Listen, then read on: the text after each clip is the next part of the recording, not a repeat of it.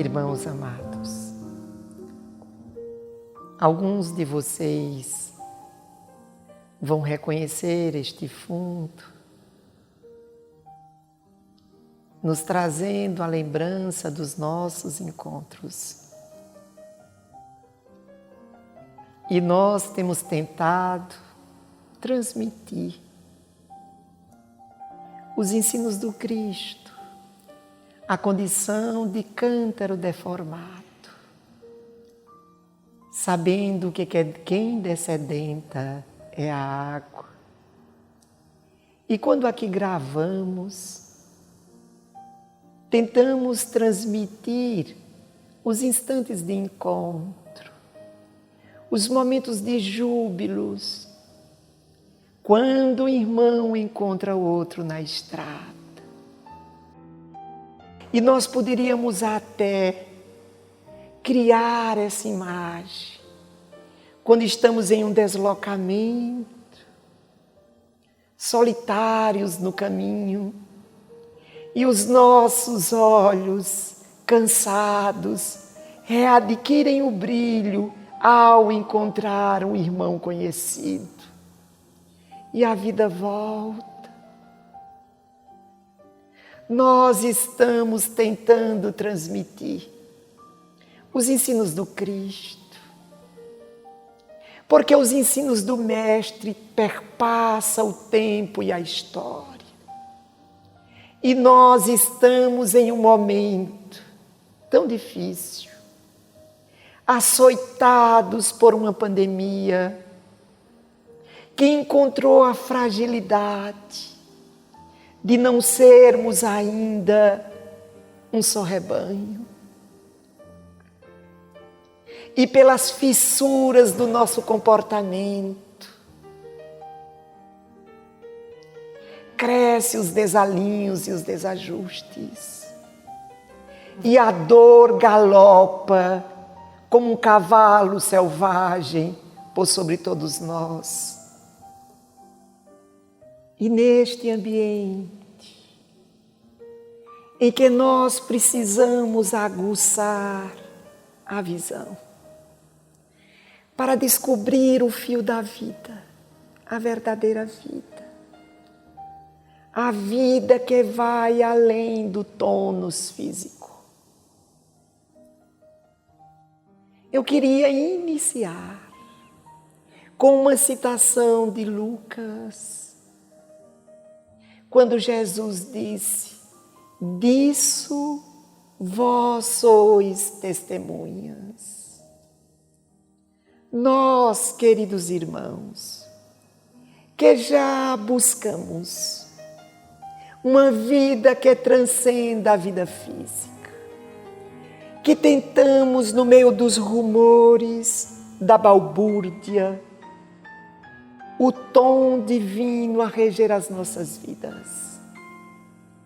Começamos a buscar essa proposta em profundidade, de uma sabedoria que vá além dos compêndios da erudição, de uma sabedoria que faça viger os valores adormecidos na alma.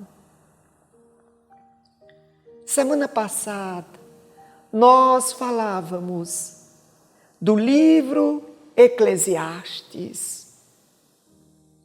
E é interessante, porque ali o Kohelet, ele diz que não conseguirá descobrir a sabedoria que leve à imortalidade nas construções que se fazem embaixo do sol. E ele diz que para descobrir esse mistério é necessário mergulhar mais profundamente.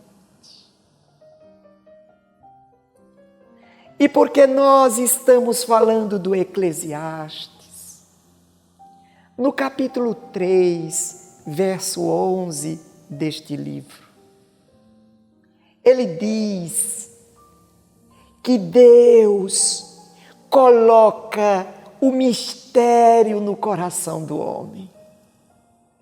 Isso tem uma significação muito grande. Algumas Bíblias, vale a pena ressaltar, vai traduzir esse verso dizendo: e Deus colocará a eternidade no coração do homem, ou a imortalidade, ou o caminho. Mas Deus coloca esse mistério no coração do homem, onde se faz necessário ele mergulhar mais profundamente em si mesmo. Isso tem uma ambiguidade, mas que é possível, em uma observação mais profunda, entendermos que tal citação se refere dos valores que vão além da carne, ou da sociedade, que também tem seu périplo, que também tem seu ciclo. É porque no hebraico, a palavra original é olam. E olam, em seu campo semântico, agasalha inúmeras palavras, inclusive o mistério. E há um convite, então, para que nós mergulhemos mais profundamente neste mistério.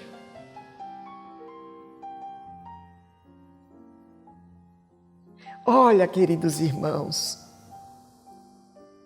para o povo hebreu, a civilização hebraica, a vida vinha da água. E quando nós morríamos, nós retornávamos à água. Então a água, em hebraico, transliterado, Maim, ela é escrita pela letra Mem, que é como se fosse a nossa letra M. E a letra Mem, ela tem dois formatos. Ela tem um formato fechado, como se fosse um chip de um celular, e tem um formato aberto. E tem uma simbologia. É porque, para o povo hebreu, toda grande junção de água era o mar. E aí vocês vão identificar que esse M fechado é como se nós olhássemos para o mar distante, não sabendo a vida que existe nos oceanos. É como nós olhamos para Deus, nós sabemos que Deus existe, que Deus é real. Mas para que nós saibamos as minudências, precisamos mergulhar. O M aberto é para que nós mergulhemos, e quando nós mergulhamos na água, nós descobrimos a vida que estua dentro da água. Os corais, os cardumes, as plantas, a vida. Nós sabemos que Deus existe, mas ainda é um mistério. E para que nós desvendemos esse mistério, faz-se necessário mergulhar mais profundamente. É por demais interessante, porque a partir do mergulho na água, na simbologia do batismo, mergulha, morre o homem antigo e nasce da água, brota o homem novo, ressignificado. Por isso que nós vamos encontrar em algumas comunidades, a mikvá ou as mikvês, as piscinas onde faziam a imersão. Para que nós entendamos do mistério, há uma necessidade de mergulharmos mais profundamente. Tem coisas que a gente nem percebe. Agora mesmo, quando nós escrevemos o M em uma letra cursiva, é como se fizéssemos umas ondas do oceano. Precisamos mergulhar mais profundamente em Deus para percebê-lo. O cristão tibetano, o Sadhu Sudarshan, ele diz, a trazer uma explicação para esse instante, é que nós mergulhamos na água e já somos refrescados, mas se a gente quiser buscar as pérolas que existem, temos que mergulhar mais profundamente. Para que nós percebamos Deus, nós temos que aumentar o relacionamento com Deus. Temos que ter um relacionamento mais profundo com a divindade. E nós, queridos irmãos, acreditamos em Deus, mas nós não queremos aumentar este relacionamento. E a gente pode até fazer referências ao Dia dos Namorados, em que comemoramos. Porque no atual contexto social, as pessoas não têm namorado, elas ficam. E elas ficam para que não existam raízes, para que não tenha profundidade, por inúmeros motivos. Porque o homem odierno vive na periferia de quem ele é, no imediatismo sensorial. E porque ele também não quer sofrer. E quando se relaciona mais profundamente, virão as lutas e os conflitos que nos amadurecem. Mas porque queremos nos abstrair desta profundidade, nós ficamos. E a gente cantarola o ficar, tentando silenciar a alma que pede profundidade nos relacionamentos. Assim também somos nós, com Deus. Nós queremos esse relacionamento superficial, nós ficamos. Quando nós nos acreditamos cristãos ou religiosos, porque vamos a um templo uma vez por semana. E como agora estamos nesse momento de isolamento, ou de um maior controle, nós clamamos a necessidade do templo. E sequer percebemos que o Cristo já dizia que, em verdade, o templo deveria ser o nosso próprio corpo, onde o Espírito habita. Então, porque nós entregamos sopa uma vez por semana, porque assistimos uma palestra, nós estamos ficando e precisamos aprofundar esse nosso relacionamento. Precisamos mergulhar para que cada vez mais venhamos descortinar esse mistério. E os vínculos com Deus, como a árvore que deixa crescer as suas raízes mais profundamente em busca da água, não será devastada pelas ventanias dos momentos, como este agora que estamos passando. É claro, queridos irmãos, que nós temos algumas dificuldades. Por onde iniciar este conhecimento?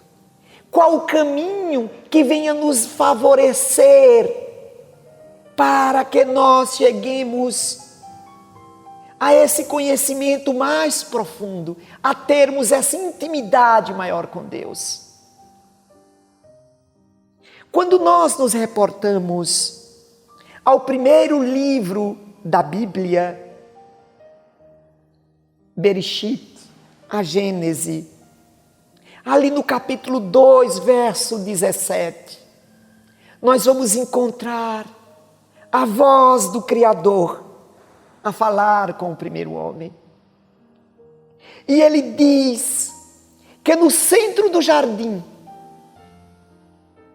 vai ter a árvore, que o homem poderia sorver os frutos de todas as árvores, menos a árvore do discernimento do bem e do mal.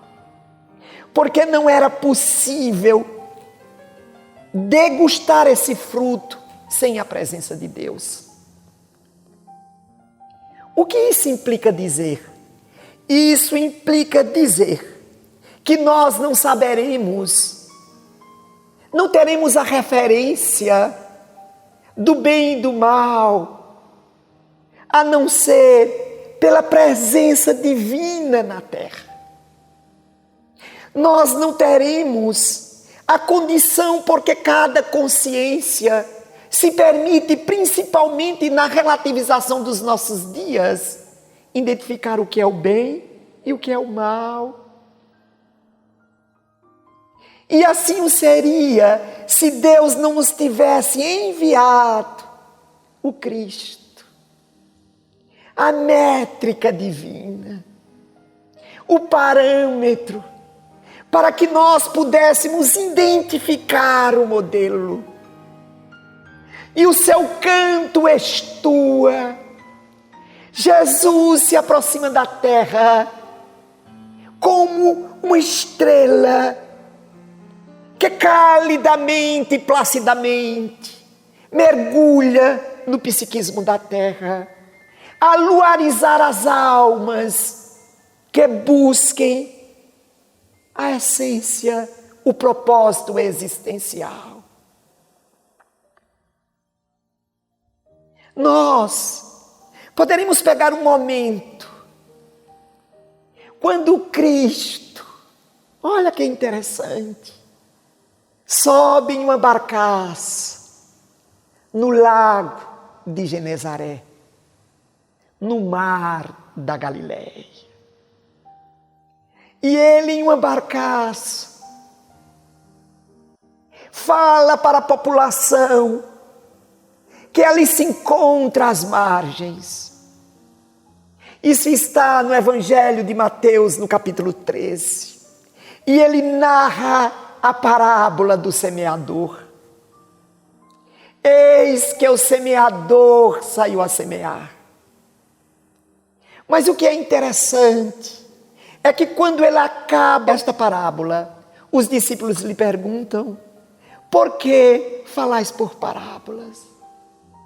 E ele no verso 11 responde: porque a vós foi dado conhecer os mistérios do reino dos céus. A nós todos, que entendemos Jesus como a métrica divina, como ungido, como enviado, nos foi dado conhecer, porque esse mesmo Cristo asseveraria que o reino de Deus é criação no meio de nós. O olã, onde Deus porá os mistérios, a eternidade, no coração, na sede dos sentimentos.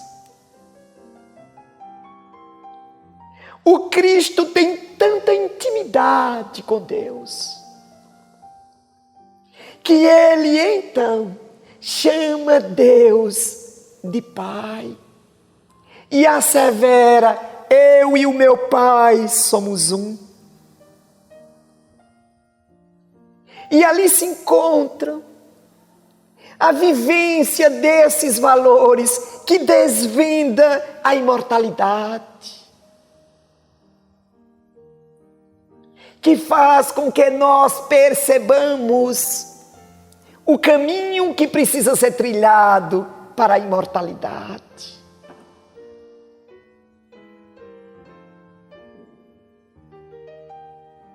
A Cabala ou a Cabalá. A Cabalá é a mística judaica.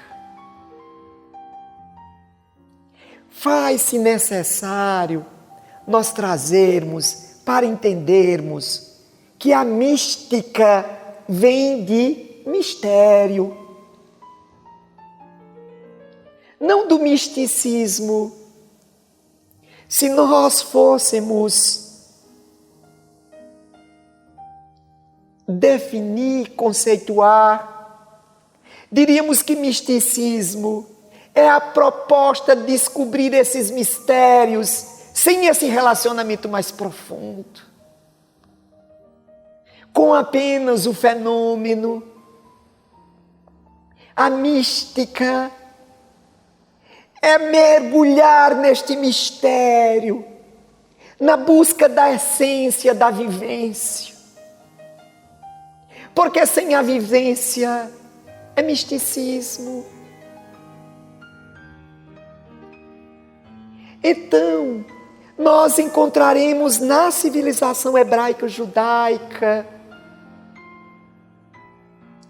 a proposta das cerimônias, das festas coletivas, mas esse relacionamento mais profundo é com a individualidade. Porque nós precisamos entender tal proposta para que nós mergulhemos mais profundamente. E o místico é aquele que tem esse relacionamento mais profundo. Se nós fôssemos trazer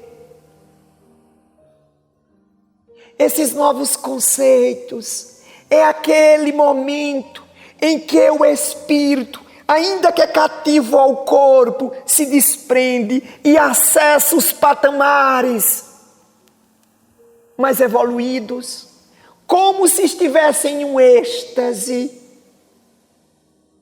vivenciando um dom, percebendo Deus em profundidade.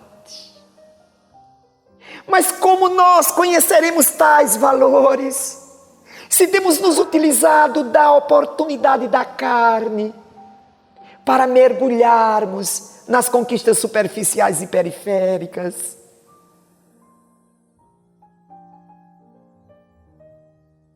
Porque, queridos irmãos, para nós aprendermos, faz-se necessário nos colocarmos à condição de alunos. Vamos colocar, se para mergulhar nesse mistério é necessário a sabedoria,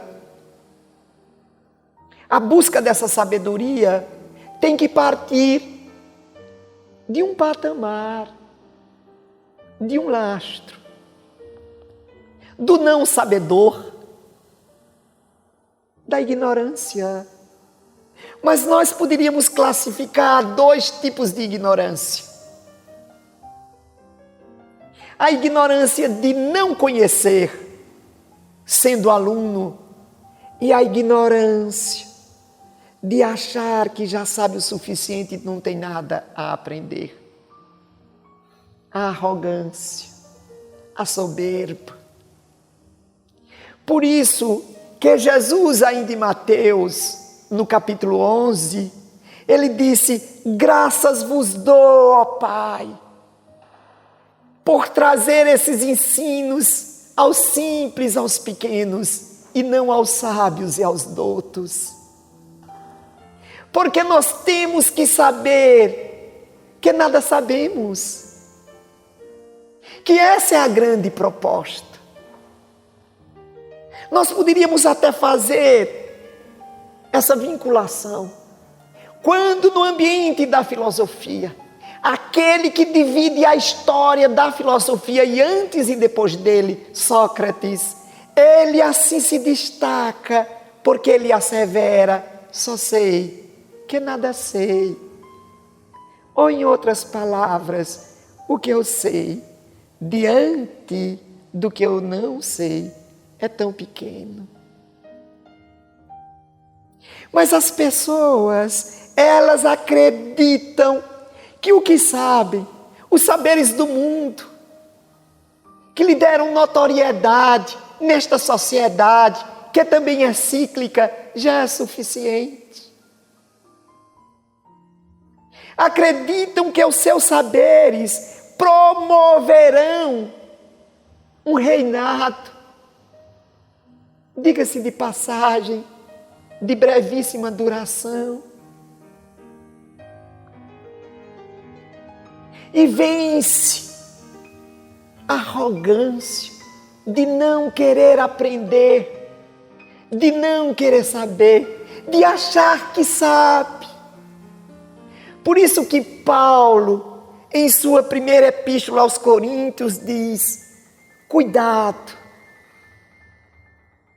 com aquilo que tu achas que sabe, porque por melhor que conheças, ainda não sabes como deveria saber.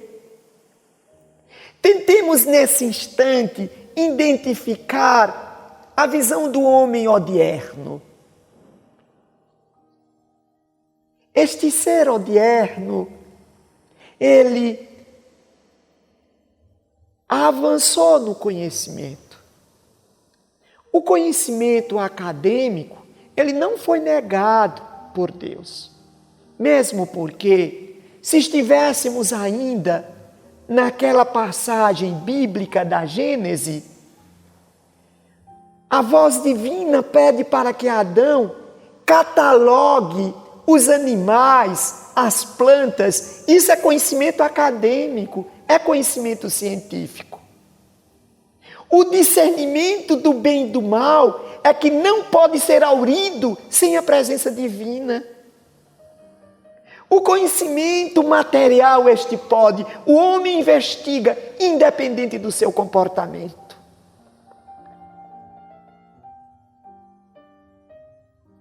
E nós, queridos irmãos, percebemos que no avanço do conhecimento acadêmico, de Nicolau Copérnico, Galileu Galilei, Giordano Bruno, e tem todo este caminho até chegar nos nossos dias, e não podemos deixar de ressaltar o iluminismo, nós vamos encontrar o homem se especificando. Mas deixa eu ressaltar, por gentileza. Quando o conhecimento começou a tomar forma, foi sacado do homem o patrimônio da alma, das emoções. E o conhecimento acelera. E hoje nós podemos pegar uma pessoa que tenha conhecimento específico sobre as mãos. A mão é uma parte do corpo. É um conhecimento profundo de uma parte. Já diminuiu em muito o saber. Agora imagine a distância para o patrimônio da alma. E como isso se mistura, se confunde e estua.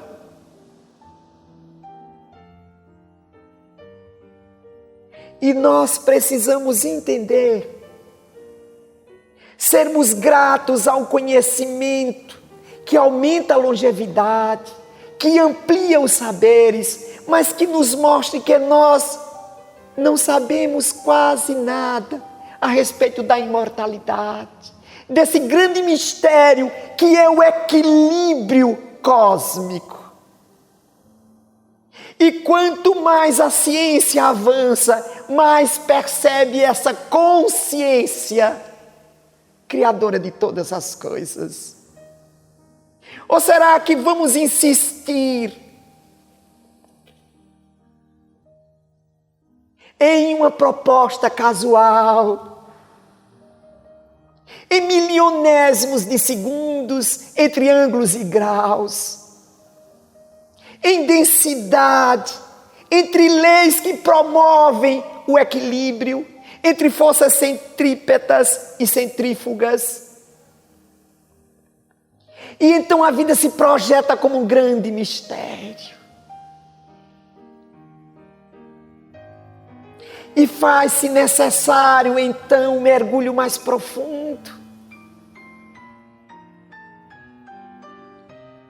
E nós, queridos irmãos, começamos a compreender a necessidade deste relacionamento com Deus.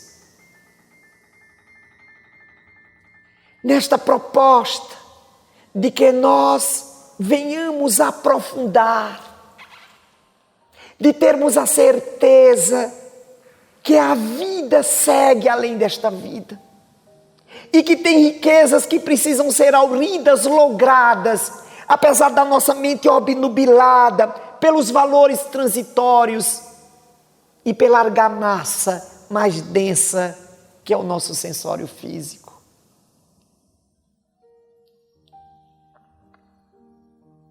Eis porque, queridos irmãos, nós percebemos os místicos, quando eles entram em contato mais profundo com suas experiências, quando eles identificam, eles se modificam e seguem, nós vamos perceber que sempre existiram conflitos entre os místicos e a religião tradicional. Porque o místico, ele nesse relacionamento, ele não se importa com os valores transitórios. E eles simplesmente eles seguem.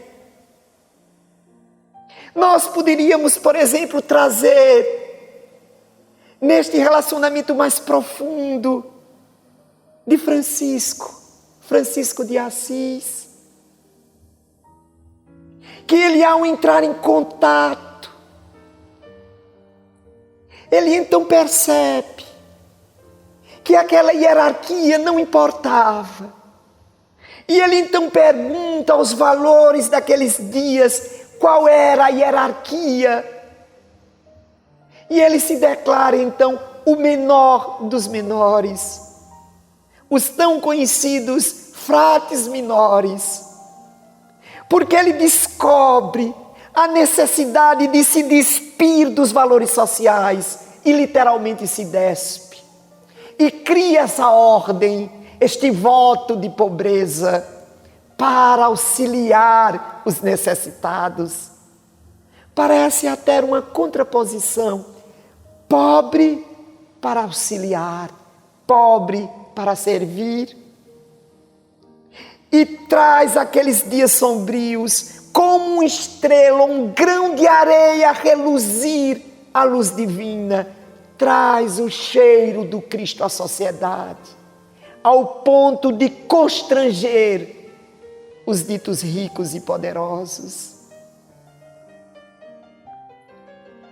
Que mistério é esse que é trazido a esses místicos? Que contato é esse que profundamente preenche essas almas, onde nada mais importa? Nos permitamos, através da psicografia de Chico, nas informações trazidas por Humberto de Campos, no livro A Boa Nova, quando ele vem falar de Joana, a consorte de Cusa, no momento em que ela se encontra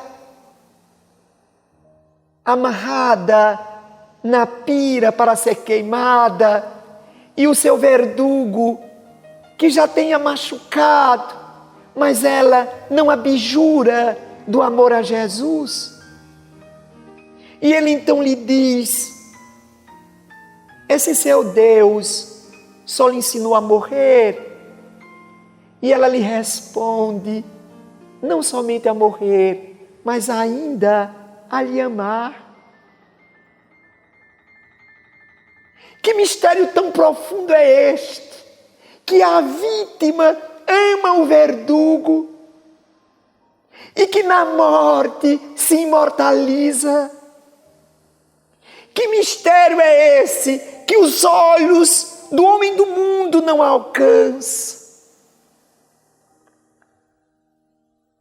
e que critica e diz perdeu a vida, onde só bastaria abjurar,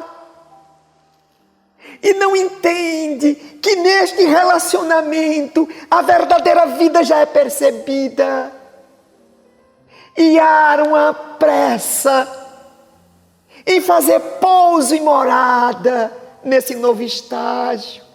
Eis porque o maior místico da história da humanidade terrena, Jesus de Nazaré, asseverava que veio trazer este reino e tinha pressa para que ele então se iniciasse. Eis porque, queridos irmãos, ele segue e encara todos os verdugos das diferentes instâncias da sociedade.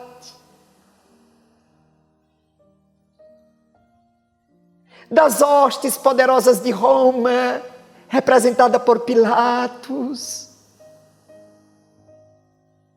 da teocracia, representada pelos legisladores da Torá, como Anás e Caifás, pelo poder subserviente de Herodes, em seus conchavos, enegrecendo a própria alma para se manter no poder com Roma. E o Cristo a todos acolhe e prossegue em sua melodia infinda, porque o seu cântico estua até hoje. E quando no madeiro infamante, antes do último suspiro, de braços abertos a todos acolher a severa: Pai, perdoai, porque eles não sabem o que faz. A ignorância a respeito dos valores que transcendem. E nesse instante nós poderemos trazer como exemplo os dois malfeitores que se encontram com ele igualmente na cruz, um do seu lado esquerdo, o outro do seu lado direito. O do lado direito é a ignorância soberba, é aquele que quer que Deus se mostre para ele, que Deus se declare para ele, como se Deus dele precisasse. E Deus precisa conquistá-lo, porque nas instâncias da sua arrogância, ele se sente tão importante, que Deus precisa ser subserviente. Se tu és quem dizem, desce daí e nos salve. Os orgulhosos, aqueles que não percebem, que estão na instância da carne para o aprendizado. E o outro, o ignorante aluno que quer aprender, o humilde: Senhor, leva-me contigo. E o Cristo diz: ainda hoje assim estarás. Porque quando nós abrimos nosso coração, ainda que é pela dor, a fresta criada, agasalha a luz que consola, que balsamiza.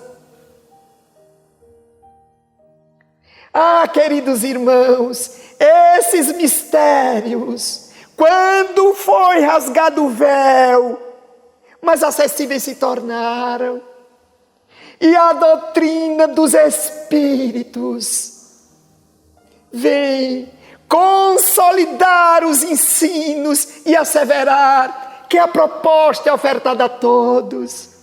Quantas das respostas ontológicas nós já sabemos? Quem somos? O que é que estamos fazendo? Porque sofremos? Qual o propósito existencial? A doutrina dos Espíritos responde.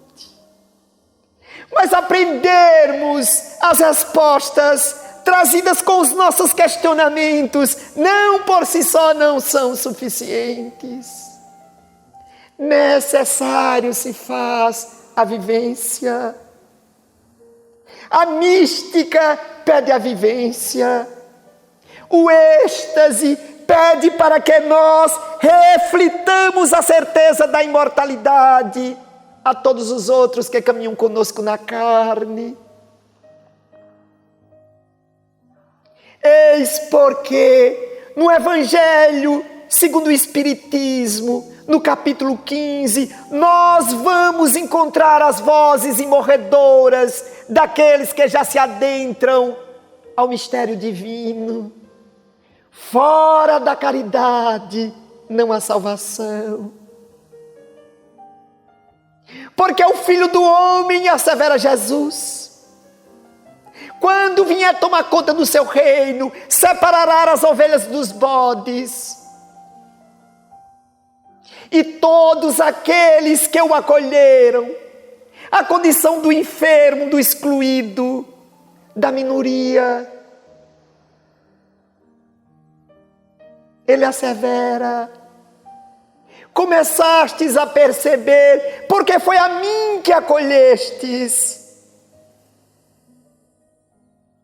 A chave que acessa os mistérios divinos. O login que nos dá acesso ao mundo de Deus. O amor. Deus é amor. É quando nós então amamos incondicionalmente, que descobrimos a certeza da transitoriedade da vida física e da imortalidade e da felicidade. A palavra caridade estruge, soa. Por isso, queridos irmãos, que nós precisamos mergulhar mais profundamente nos mistérios, na capacidade que temos de amar e de servir, independente do comportamento do outro. Na mística judaica, a expressão mais utilizada é Derek Tamim, caminho do perfeito. Porque Kabbalah quer dizer recebendo a instrução dos místicos, daqueles que em êxtase se relacionaram mais profundamente com Deus. E como os valores se modificam, como se inverte a ordem das prioridades, o bem-estar do outro é o alvo, é o propósito. Irmãos queridos, a nós foi concedido sabermos os mistérios de Deus. E então, porque nós temos caminhado igual aos aturdidos, porque temos percorrido o caminho dos perdidos, porque silenciamos, pela falta de exemplos, a certeza da água contínua e corrente, da água viva, representada no deserto da terra do egoísmo, pelo comportamento do Cristo. Onde o Cristo em nossos atos, onde a certeza de uma vida que transcende a esta. De que vale ganhares o mundo e perderes a alma? Jesus, não agride, não violenta, porque o amor é tolerante, é calmo, é pacífico. Então, que silencie todas as vozes, para que as notas do amor, do alaúde de nossas almas soem. Não importa se os outros estão em um barulho ensurdecedor. Não importa se as nossas notas não passarão do alcance daqueles que relacionam-se conosco. Importa que de nós saiam as notas pelo exemplo da imortalidade, do bem-estar da coletividade. Muita paz.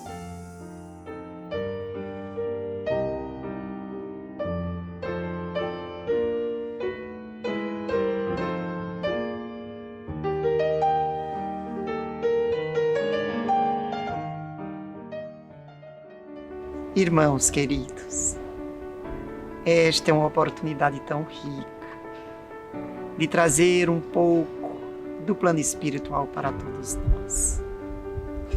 Allan Kardec asseverava que o contato do plano espiritual com o plano físico é contínuo e está dentro das leis naturais.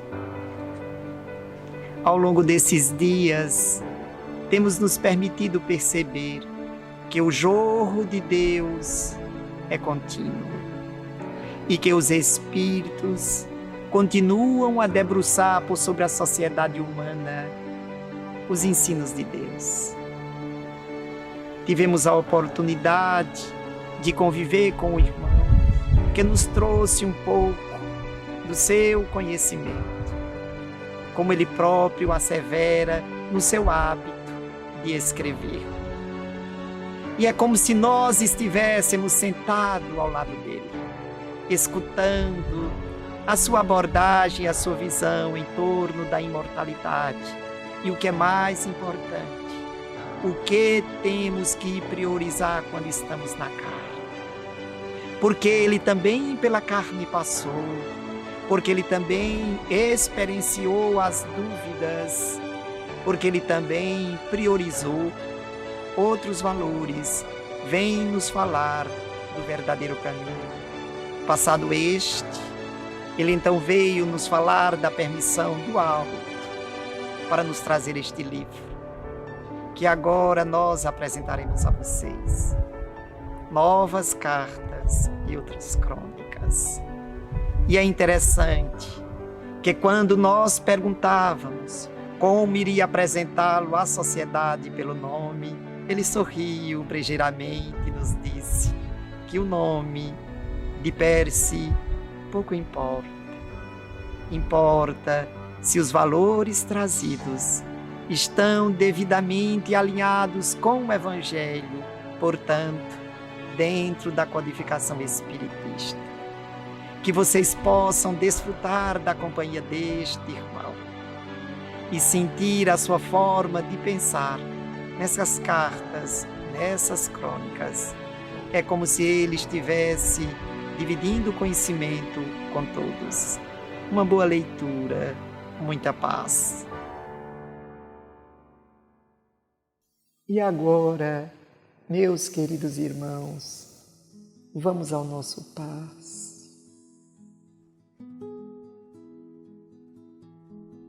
Nós pedimos a todos que entendamos um pouco o conceito do passe. O passe é uma transfusão de amor. Muitas vezes ficamos presos aos conceitos de cursos. De que valem as técnicas sem os sentimentos? Certa feita, uma mãe me perguntou entre lágrimas: estou no hospital, meu filho está entubado. Me veio à mente, ao coração, a vontade de dar um passe, mas eu não tenho curso.